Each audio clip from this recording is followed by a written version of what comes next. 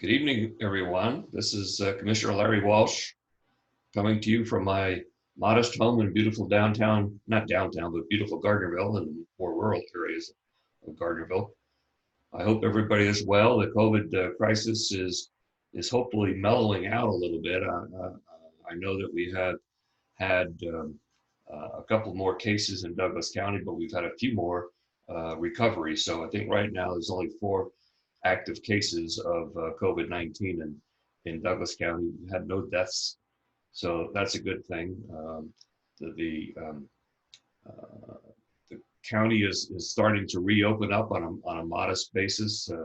Governor Sisolak, I believe, is having another press conference tomorrow, but so far, some of our businesses have been open.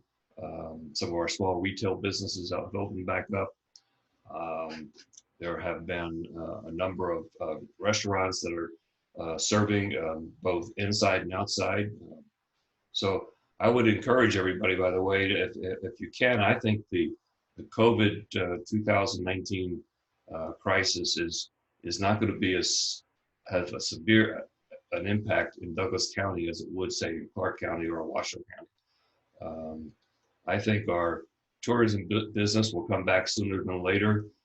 Not right away. I don't think people are going to start coming right away, but hopefully by fall or a little before, we'll be seeing some tourism business here. Of course, tourism is represents 32% of our economy here in Douglas County. 32% of our workforce is tied to tourism. Anyhow, I think it's going to be easier on Douglas County because our market, which is dissimilar than Clark County. For instance, Clark County, their tourism market comes in by plane primarily. Of course, some from Los Angeles, but our primary market is a drive-up market from the Bay Area and Sacramento. So I think we'll recover more rapidly. I would ask that our locals support the local businesses as much as possible. Judy and I went down to Yogurt Beach yesterday and got a nice treat at Yogurt Beach. We ate at Francisco's restaurant outside, which was very, very nice. So I'm doing my part. Hopefully everybody can do your part as well. So anyhow, again, I'm coming from home. I'm broadcasting from my house tonight. And you may hear an occasional telephone ring. I'll try to make sure I answer that right away and get back to you. You may hear some other noises in the background, but it is what it is when we have Zoom meetings coming from different people's homes. So I would like to be very respectful of your time tonight. We plan ending this meeting exactly at 7:30, so everybody can get back to their evening routine. And I'd like to introduce you to Renee Plain, whose marketing company is hosting this Zoom meeting, and Renee may have a few comments. Renee, are you there? I am here. And so as Larry mentioned, I'm Renee Plain. I'm the co-owner of In Plain Sight Marketing. And I'm going to keep my video off because my kids like to turn up in our videos. So the purpose of tonight's event is for you guys to have an opportunity to ask Larry questions. And tonight we actually have some questions prepared from an event he participated in last night. So we will be asking for additional questions in the chat. We're recording tonight's town hall meeting. It's going to be shared on Larry's website and social channels for those unable to attend, and we will be doing that for the upcoming I think 3 or so that we have left before Election Day, Larry. Time, as Larry mentioned, we are going to wrap up at that 1 hour mark. And with that, the questions that we're going over tonight are actually questions that you received last night at a good governance group debate. Yes. And I believe they filmed the debate and we thought that we would give you the opportunity to answer during your town hall as well, so we can share those answers on your social and your website and whatnot, and get your responses out sooner rather than later. Sure, sure. So with that, do you want to take a moment and do your opening statement that you did last night? Well, I can. I think basically what I said last night was that. Um, well, actually, it's not what I said last night. It's what I feel from my heart tonight. Is we're in the middle of a campaign season that seems to have turned a little nasty. I'm not a I'm not a political or professional politician by any means. I ran for office for the first time in 2016. I ran for office because I love Douglas County. Uh, I hate politics. I hate being a politician, but someone has to do it, and I volunteered to do it. Now, unfortunately, I was elected. I think I've done a really good job. My record speaks for itself, and it's funny. When I was a kid, my parents were somewhat involved in politics and in a different political party than I am in today, but. Um, uh, I can remember some conversations around the house and people scurrying around trying to get information or whatever. I've been doing that. It's tough, especially with this COVID-19 crisis. We can't go knocking on doors and talking to people, and that's difficult. That's what I do best, is to talk to people, and we can't do that. So our communication is limited. Thank goodness we have the Zoom meetings that people can participate in. Um, but really, my desire would be that direct contact, and it's difficult because now we have to communicate by direct mail, by ads in the paper, by ads on radio and television, different means, and that's expensive. And one of the worst things about uh, me being a politician is I have to ask people for money to help me run my campaign, and I certainly don't like that. But anyhow, be that as it may, we are doing fine. We're communicating with people to the best of our ability, and we will continue to do so. So I hope the campaign is going to be over June 9th, the primary. Um, so far, about I think 8 or 9% of the county has voted. It's all mail-in ballots this time, so that's really difficult. Um, and so I just hope that everybody sticks around for a little while before they vote, listen to all the pros and cons of the debate, and make up your mind. Try to make up your mind by digging into for the facts, because the facts are what matter, not what really I say per se or some other politician says, but look into the facts and make up your own mind. I know that, for example, growth is a big issue in Douglas County, and there's a lot of stuff out there about growth. And my opponent says that I'm pro-growth, and I've approved hundreds of units or thousands of units. It doesn't make any difference. What I do is I take a look at where smart growth ought to be developed in the future, not today, but in the future, and I make my decisions based on that. And we have a growth ordinance, a great growth ordinance in this county that limits growth every year. It was enacted in 2007, and I think it was a great ordinance. So regardless of the number of units that are approved or unapproved or whatever, we will only grow so much each year. And we want to grow wisely. We want to make sure that we have a solid business community. We want to grow our industrial base. So those are the things that I'm for. I think I'm doing a halfway decent job in that regard. And so anyhow, that's basically my opening comment, Renee. So if you have any questions you'd like to ask me, I'm certainly willing and able to answer them. Well, excellent. So question number one from last night was, have you signed the Taxpayer Protection Pledge promising the voters you will support no new taxes without a vote of the people? If so, why do you think this is important? If not, why not? Okay. I have signed the taxpayer protection pledge. In fact, I have a copy of it right here. Um, and basically, the taxpayer protection pledge that I signed, I signed it back in 2016. I think the pledge that I signed is a little bit too restrictive. However, that being said, I have pledged to the taxpayers of Douglas County that I won't raise their taxes without a vote of the people, and I haven't done that. Doesn't mean I can't raise taxes on, um, uh, let's say, can't raise room taxes, which are paid by visitors to Douglas County, and I've done that. But the pledge is also restrictive because um, issues arise in the future that no one can foresee. It could be an emergency that could exist, similar to the COVID-19, but different, and where we needed to raise taxes for some reason. Um, and if the commission had to wait around until a ballot initiative was written, vetted, and then put on the ballot at some point in the future, it may be too late for us to vote on an increase in taxes.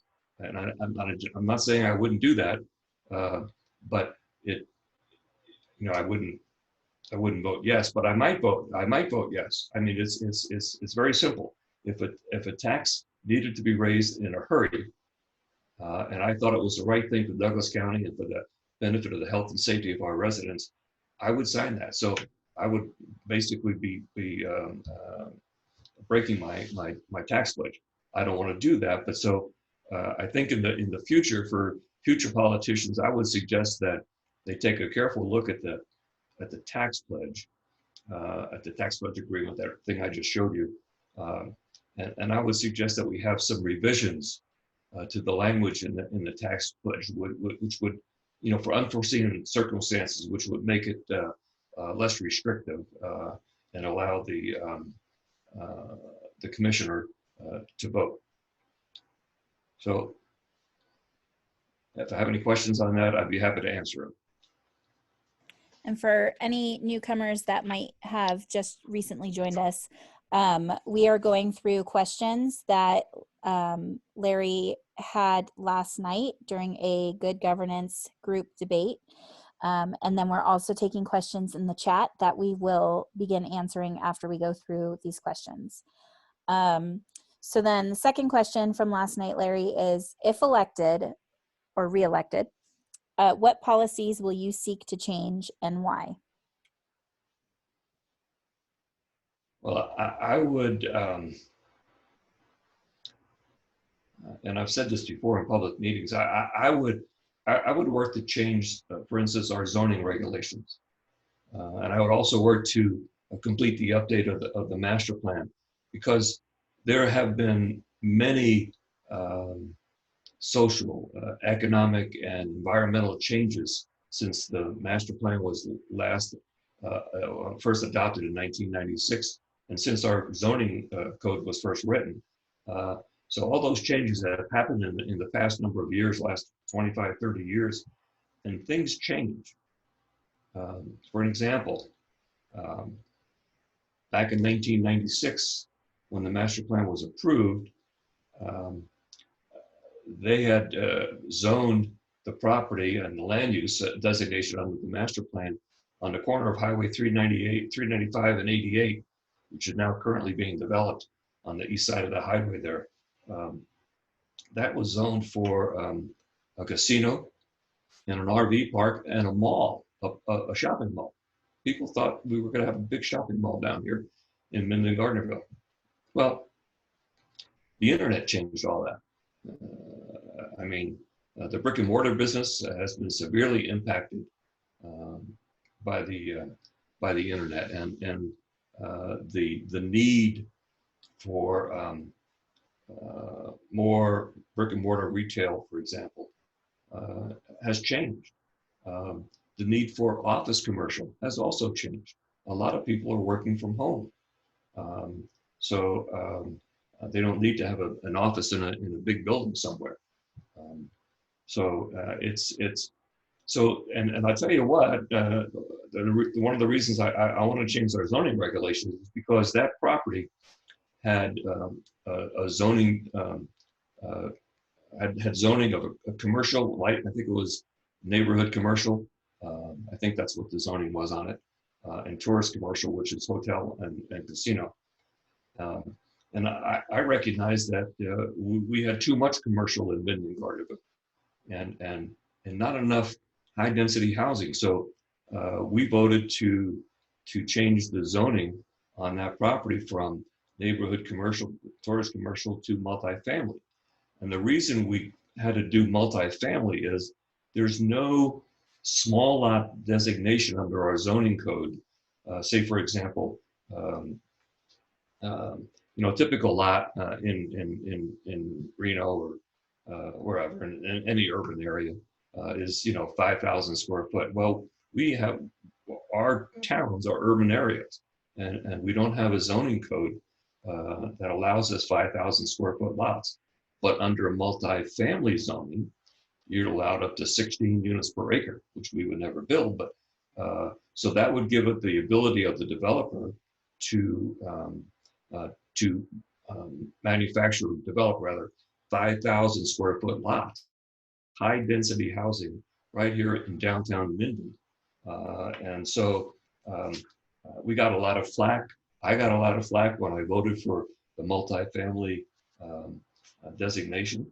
People thought we were going to have big apartment buildings there, and there was going to be gangs and graffiti and what have you.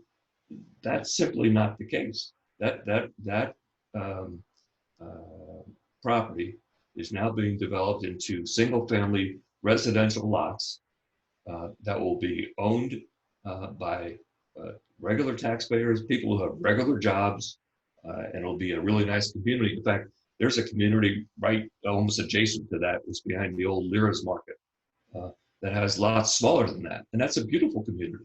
I've driven through there a couple of times in the last several months, and so it's a beautiful community. And so I would change the zoning code to allow us to have smaller lots. That's one thing. That's one um, change I would make. And I think it's important. There's a lot of other things in the zoning code that need to be updated so that we don't have as many variances. We have a lot of variances in our zoning code that says you can do this, but just in case you can ask for a variance for the X, Y, or Z. It should be very, very clear, and the commission should not be burdened with the fact of making a decision on a variance. So I would change some of that. I'd also like to see us finish the update of the master plan. We've been having issues with that. It was last updated in 2011. It was supposed to be updated in 2016, and has drugged on since then without an update. One of the reasons is that we thought the actual master plan itself, the text portion, it's about that thick. It's about 3 inches thick. Very unwieldy. It's too wordy. We needed to change the text. And we also needed to change the land use maps within the master plan. The land use maps were last updated in 2011. Most of them were from the original 1996 master plan.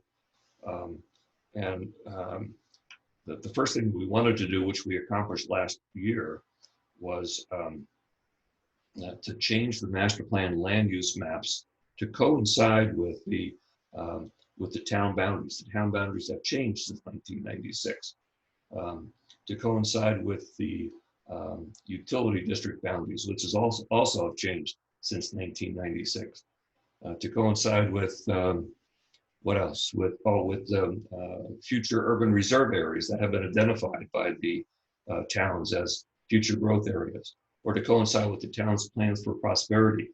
All those different things have new boundaries now. So we wanted to update those our land use maps to coincide with utility companies in the towns and the GIDs. And we did that. One of the outcomes of that was Um, and I'll talk about this later on, but we have what we call receiving areas in Douglas County, which have been designated for future growth. And we've had areas identified since 1996 for future growth. One area was down across from Topaz Ranch Estates on the Elephant Ranch. One is a big area located up on Johnson Lane, but it's part of the Bentley Ranch. Um, those areas would very likely remain agricultural. We'd like them to remain that way. So we need to change some of those receiving areas. And one of the things we did when we changed the land use map was to grant a receiving area to Park Ranch Holdings. That has about 1,044 acres, I think it is, on Buckeye Road, which is really infill. It's surrounded by existing housing and commercial uses and retail uses and public facilities and industrial, a lot of industrial out there. So it's a great place for infill, for future development. So we made that change in the master plan. But going forward, now that we have changed all those maps, going forward, we have to change the text, and the text is comprised of various policies and goals in the master plan. And we really need to clarify those goals, make them understandable. I can tell you that in the 20-something years that I've been dealing with the master plan, there have been arguments that this particular goal in the master plan says this. Well, the next person says, no, it really says this. And somebody else says, no, it really says this. So we really need to clarify those goals and policies so it's not really subject to interpretation, but very clear. So those are some of the policies that I would like to see changed in Douglas County, and I'll work hard to make sure we get those changes done. Question number 3.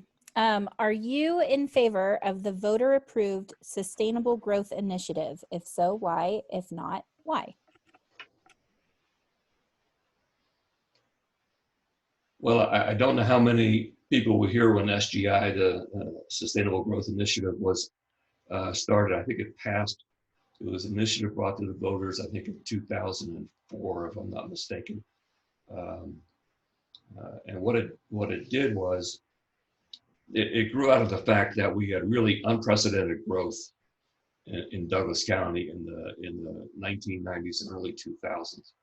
I can remember one year we built 758 new homes in Douglas County. Well, actually, last year in Douglas County we only built 160. So, but in those times when we had a lot of building going on, some people got nervous and they wanted to slow the building down. Excuse me. So they got this voter initiative on the ballot, and it passed, and it restricted the number of units. I think it was 280 units that could be built, single-family units could be built every year. Frankly, I thought that was a little too restrictive. I mean, you know, as an example, we may have another recession. And as you recall, when we had the recession back in 2008, 9 or 10, there was one year we only had 2 or 3 houses built. So the 280 units maximum under the SGI initiative wouldn't really have applied. But let's say the next year, we had a great economy, like under Donald Trump's economy. Things have boomed. And I'm proud to say that I was elected the same day as Donald Trump. But I knew that when he was elected, things would boom. So let's say we had a demand for more than 280 units, say for 300 units or 500 units or whatever, okay? That 280 restriction under SGI would have been, I think, devastating to the county because we had the opportunity for some real good economic development. However, that being said, I believe it was the county at that time sued the SGI movement, and this whole thing was taken to court, whether or not the SGI was legal, and the outcome of that lawsuit is that we now have what we call in Title 20 of our development code, we now have what we call the building permit allocation and growth management ordinance. And that's what we have on the books today. So it says that you can grow by 2% a year. And I believe it started out at 280 units, but it's compounded every year. So this year, I think in 2020, under the growth management ordinance, we can build up to 420 new homes in Douglas County. But as we all know, it's market driven. And the market last year was a booming real estate market. We built 110 new homes in Douglas County last year. That's very moderate. That's slow growth. But we still have the ability, if we had a really good year, that we could build more than that under our existing growth management ordinance. And I think people are. I know that my opponent is spewing out a message that. I'm pro-growth. Well, yes, I am pro-growth, I'm told, like I mentioned before. But we do have a growth management ordinance that was enacted by the Douglas County Commission back in 2007 when it became effective 2008. And I think it's working fine. We haven't met any of the thresholds that we have. So, the fear factor that people are putting out there that we're out of control growth, that we've approved 1,000 units or whatever. A lot of times we haven't approved any of those units. We just approved zoning. But let's assume, we approved 1,000 units. We can't build that many units under the growth ordinance. So that's what I call sustainable growth, and I would definitely remain a proponent of that. The other thing under the SGI program is that in the 1996 master plan, we adopted the receiving area ordinance under the master plan. It wasn't an ordinance, just part of the master plan.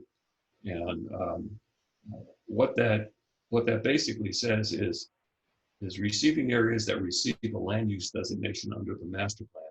This is one of the updates I was talking about. But receiving areas who are designated that are designated under the master plan are the future areas where we want development to go. Also under the 1996 master plan, we developed a transfer of development rights program called a TDR program. So where people develop in the receiving area, for every house that they build, they have to develop, or they have to purchase a development right from a sending area, which are all the ranch lands in Douglas County. And that's the way we preserve our ranch lands. I may have given this example the last time we talked, but I'll give it again. I've been involved in the development business for 35 years. But my role in the development business was in finance, not in actual development of anything. But I did get involved in one project in Douglas County, my only development program or project. And that project is known as Rocky Terrace. It's a really fine project on Centerville Lane. We purchased that land, which was the old Hellwinkle Dairy. It was the last dairy in Douglas County to operate. We purchased that land, and the owner of Chris Hellwinkle, who owned that property, he had to work with the foresight to see that there was a need for some development in that area, and he, under the master plan, got his ranch designated as a receiving area. So when we bought the land from Chris Hellwinkle, we needed to go out and purchase 90. The project is a total of 90 lots. We needed to purchase 90 development rights. So I went and I negotiated the purchase of 90 development rights from Dal and Barbara Byington, who owned the Gillespie Ranch on Genoa Lane. And the development right, each development right cost Rocky Terrace, the partners, myself and my partners, cost us $5,000 for each development right. So we had to pay the Gillespie Ranch $450,000 um, for the right to build 90 homes in Rocky Terrace. That gave the Gillespie, the Byingtons, sufficient money to continue and sustain their ranching operations, but it placed a permanent easement. I can't remember the number, maybe 700 or 800 acres, but it placed a permanent easement on that many acres on their ranch. So that ranch, that portion of that ranch, can never be developed, and that's how the TDR program works. And so I'm a real strong proponent of the TDR program, and I think getting back to the Sustainable Growth Initiative, the 280 units each year was a little restrictive, and it impacted the TDR program. So I think the growth ordinance is working well. The new receiving area that we granted to Mr. Park will probably be developed in the next 25 or 30, 40 years. But it'll be developed faster than any of the other receiving areas on the books because they'll never be built, in my opinion. So by developing in that receiving area, that 1,000 plus acres on Buckeye Road, it will preserve thousands of acres of the beautiful ranchlands we have here in Douglas County. So that was a long answer to the SGI initiative. That's my answer. It was a long answer, but it was full of information. So then the next question they had for you was, what issues concern you most about Douglas County?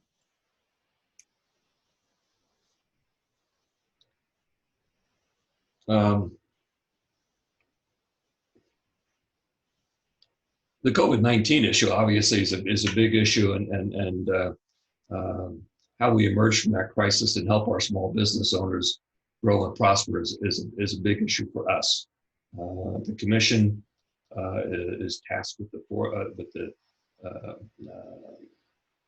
they're tasked with protecting the assets of Douglas County, and we need to return to an even stronger economy than before, so we can provide the services to all our residents. And by doing and the way we do that is to grow our revenue, and it'll take some time, but I think how we emerge from this crisis is critical to Douglas County. And I think I'll go back to my opponent. He's a nice man. He's been here a couple of years, but he has no practical experience, much less education experience, to do the job of a county commissioner. I do. I have a degree in accounting. I've been a CFO of a couple of companies. It takes a certain mindset to be a commissioner. You can't have a preset mind on everything you do. So I think I'm the guy that's going to help Douglas County emerge from that COVID-19 crisis.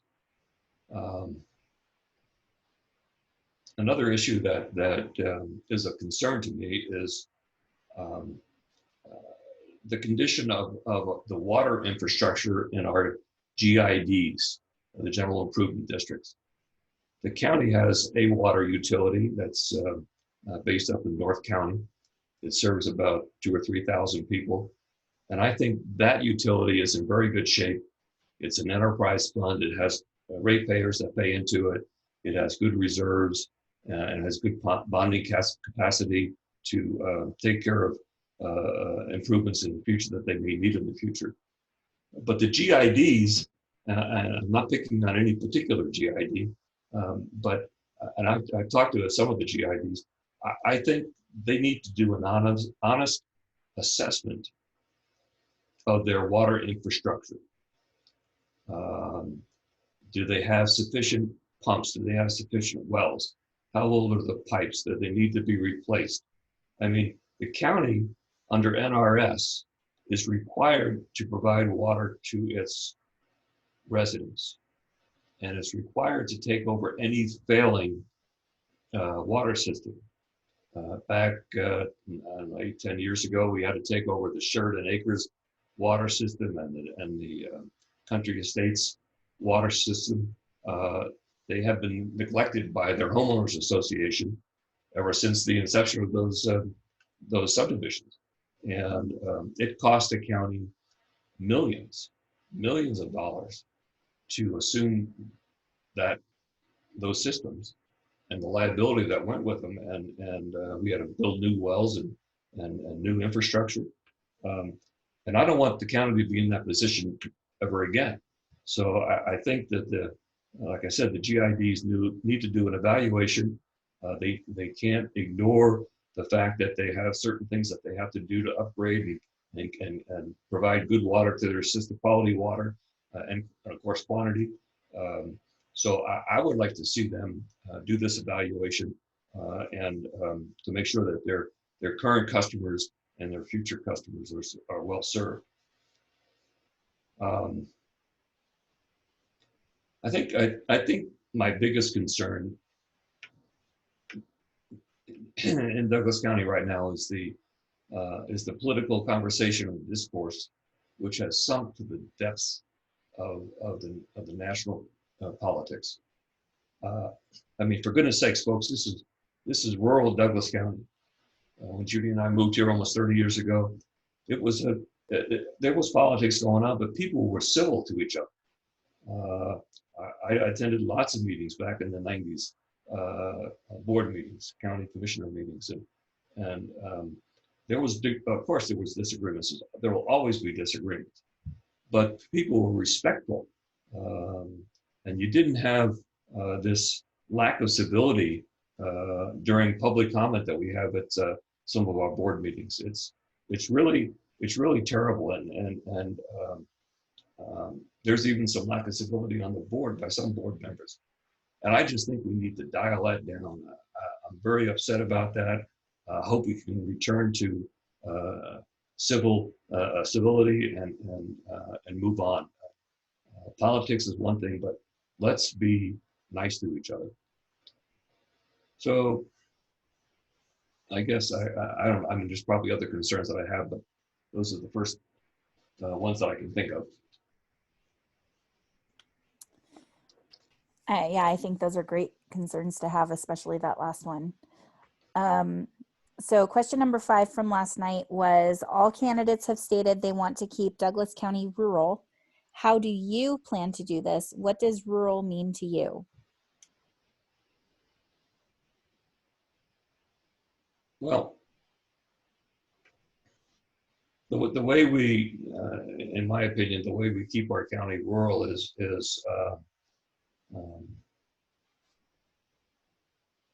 we need to have smart growth. I mean, we need to have growth, sustainable growth.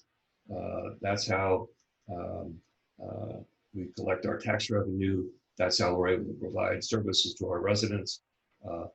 I think moderate growth is fine. We could certainly adhere to the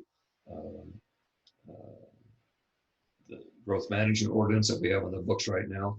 But I think what a lot of people don't understand is, you know, when you drive north or south on 395 and you look at all the beautiful ranch lands all the way to the Sierras, you know, people say, well, I want to enjoy this. Why don't we just let ranchers continue to ranch? But, you know,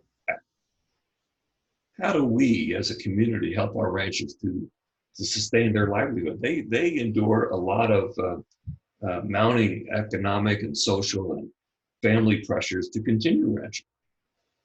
We certainly don't want you know, a rancher to pass on and not have his ranch go to his kids who have to sell it to a developer, or to sell it, break it up into 19-acre parcels just to pay the estate taxes on it.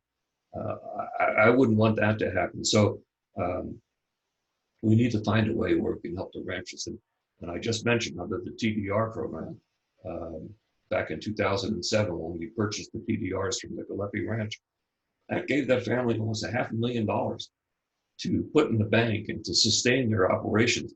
That's how we can keep the ranches and the ranch lands green. I think, like I said before, we need to have some form of moderate growth, but I think we ought to concentrate that in the areas where we have urban services, like the town of Minden and Gardnerville, for example, or up in North County on Topsy Lane. We need to concentrate growth there because we do have infrastructure there, sewer and water infrastructure. We have roads. We have the Muller Parkway, which is going to be built around Minden and Gardnerville. We have employment centers. We have commercial and retail centers close by. You know, our largest employer in Douglas County, other than the casinos, is Baker Hughes out on Orchard Road. So those types of developments that are concentrated close to these types of facilities and services is where we need to concentrate growth. And as I mentioned before, if the park ranch were ever developed into up to the maximum of 2,500 units, that would preserve thousands of acres in Douglas County. It would just help retain our rural character. I'd like to see us really come through with the town's plans for prosperity. The town of Minden Gardnerville have a joint plan for prosperity and to make us more of a quaint little village. And I think that would really, really help the feel of the Central Valley. So that's how I would plan to keep the county rural. Try to protect those ranch lands as best we can from ever being developed or even being developed into 19-acre parcels. There are some people that say, why don't we have large ranchettes all over the valley? Well, if you drive east on Toller Road, there's a subdivision there that is a 5-acre subdivision that was developed back in the 90s. And that was a ranch, part of a ranch. And those people who bought those 5 acres, it's tough for them to maintain any kind of greenery around their homes. And some of those ranches in dry years, they're all brown. And we don't want that. So we don't want brown out in the middle of the valley. And we have a very intricate irrigation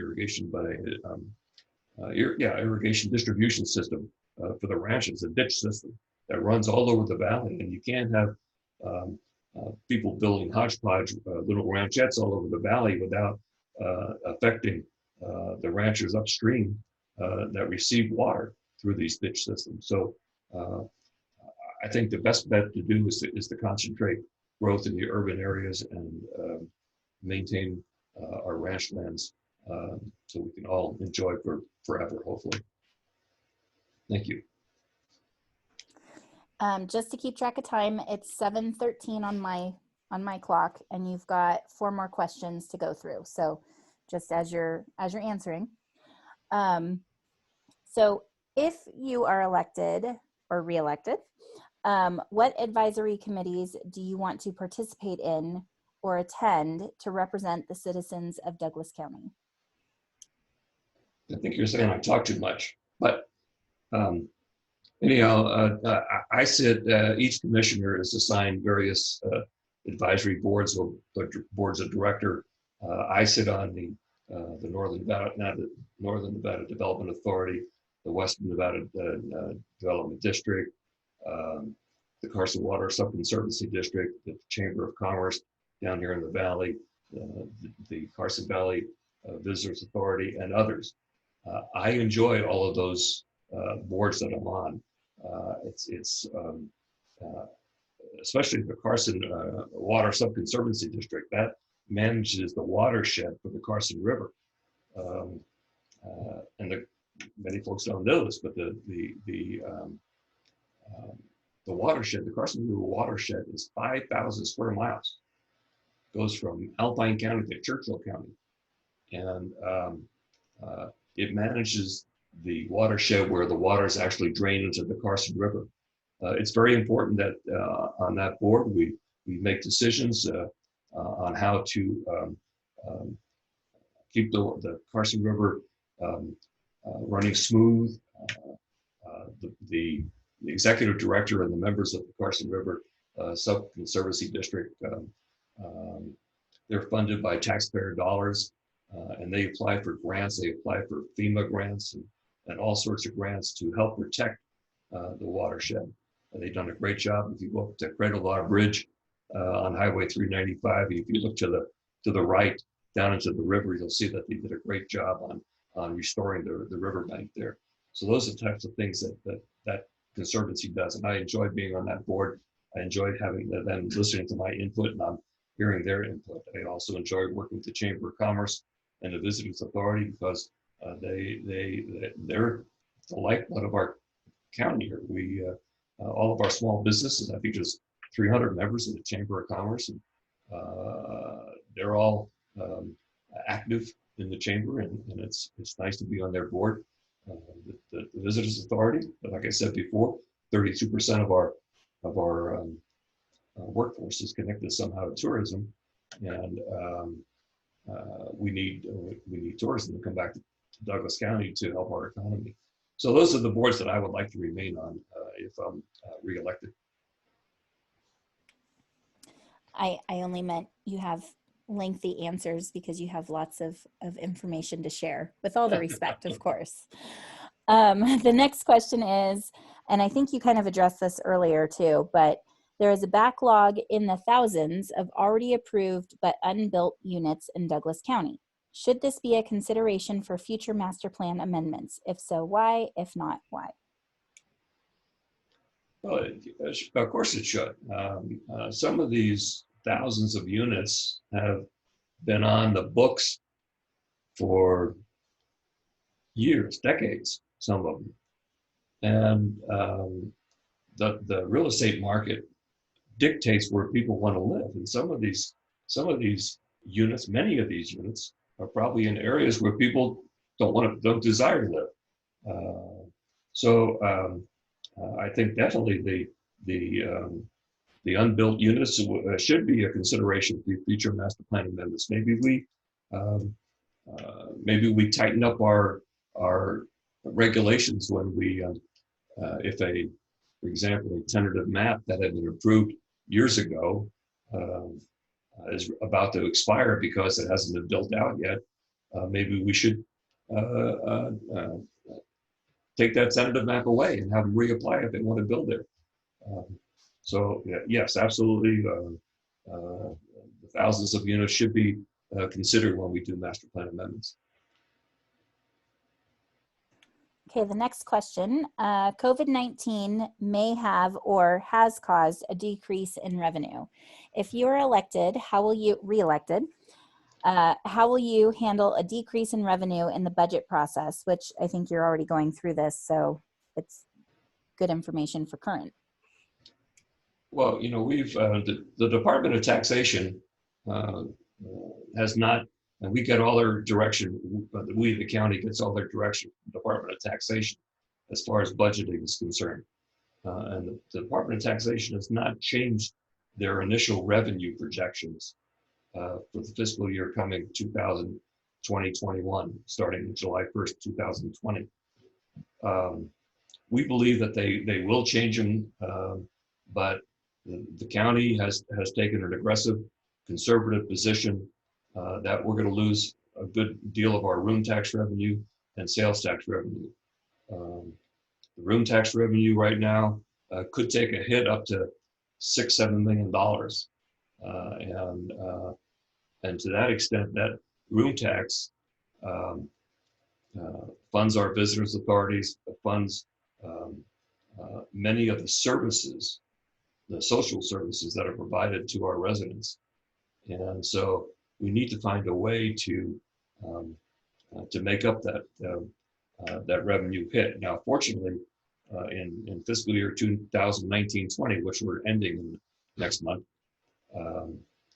our revenue has exceeded the projections. Room tax revenue has exceeded by almost $2 million. And sales tax projections have exceeded, and even property tax. So we can squirrel hold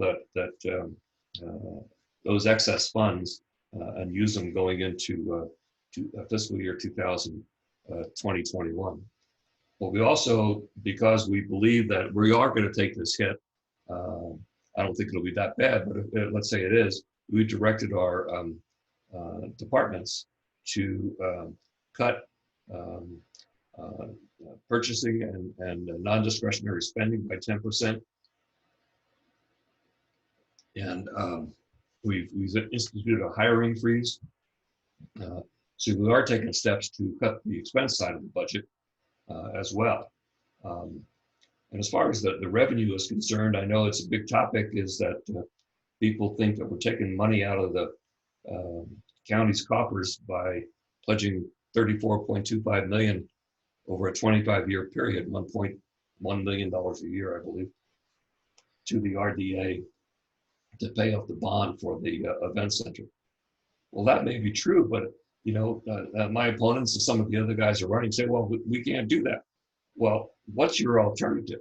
What's your alternative to protecting the revenue source coming from the state line casino corridor?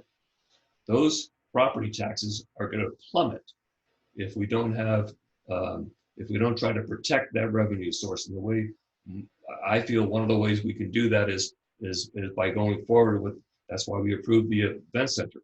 Now, we, the county, doesn't own the event center, won't own the event center. It's owned by the Tahoe Douglas Visitors Authority. But under our agreement where we have pledged this revenue, they have 3 years to float a bond and start construction on that project. If for some reason the COVID-19 crisis becomes a real disaster, they may have a different approach to how they're going forward on the event center. But we haven't come to that bridge yet, so we can't cross it. But I think it was incumbent upon us, and this happened before the COVID-19 thing, but it's incumbent upon us to protect the revenue stream, the property tax revenue stream from the county. The county was losing up to $1 million a year over the last 18 years or so in property tax revenue because the assessed value of those properties up at the lake had plummeted. So we wanted to protect that. And of course, the room tax revenue, like I just mentioned, is a great part of the county budget and provides a lot of our county services. And we need to help maintain that room tax revenue and to bolster it. And the way you do that, I guess the terminology in the industry is you have to put heads in beds. You have to sell rooms up at the lake. People think that we're kowtowing to the casinos. Well, the casino business, as we all know, is waning. What I'm concerned about is the hotel rooms that we have there, and we have to make sure that those hotel rooms stay as full as possible. And the one way we can do that is through the construction of the event center. So I don't know. I guess I answered your question. What was the question again? The question was, COVID-19 may have or has caused a decrease in revenue. If you are reelected, how will you handle the decrease? Yeah. Okay. So I think my answer was sufficient. I agree. This will be the last question, and we've got 7 minutes just to keep you on track. So last question from last night's debate was, should code enforcement regulations be enforced or eliminated in Douglas County? That's an interesting question. We do have a code enforcement division. I think there's at least one, maybe two people in it. Last year, the board actually put some teeth into the code. We took it out of, I forget what code, the VHRs, for example, of vacation home rentals were in, but we took that out, we put it into the development code so we could have better ability to find people who don't adhere to our code. I think one of the issues is does the code enforcement issue belong with a separate department, or should it be handled by the sheriff's department? I haven't made up my mind on this. It's a difficult question.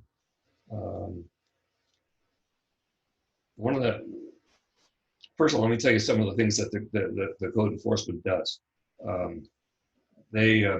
it's mainly complaint driven. So if you have a complaint about a certain issue in Douglas County, you can go to our county website and file a complaint, and the code enforcement officer will go out and check out the situation. I've filed 3 complaints in the last 2 years, and all 3 of them have been taken care of. The latest one was that house next to the 7-Eleven on Riverview Drive in 395. But we've taken care of issues down, like for instance, down in Topaz Ranch Estates, where they had manufactured homes or trailers that had been abandoned for 15, 20 years, falling apart, a hazard. Somebody complained about it, and we took action as a board, and we condemned it. We had those properties cleaned up, and the owner of that property is going to have to pay our bill one of these days. But that's kind of what code enforcement does. One of the issues I had with like the vacation home rental properties, we had somebody go out, one of our code enforcement officers go out, and it was a female, and she went out to take a look at the situation and got into a verbal and physical altercation with the owner of that property. He actually spit in her face. That was just a terrible, terrible thing to happen to anybody. That code enforcement officer in our county, she actually quit because of that night, and I don't blame her. But that brings up the question: should it be kind of like civilian code enforcement officers that have a badge and a shirt that says Douglas County Code Enforcement, or should it be a sheriff with a gun and a badge? And so I think I opt for the latter. That would take additional deputies, and we could do that. But I really haven't had any in-depth conversations with Sheriff Coverly. So yes, we should have a code enforcement, and the code should be enforced. It's just a matter of who's going to enforce it. And with that, we're at 7:27. Do you have any short, brief endings that you would like to give for tonight? Again, there you go with the short stuff. You know, just keeping it real.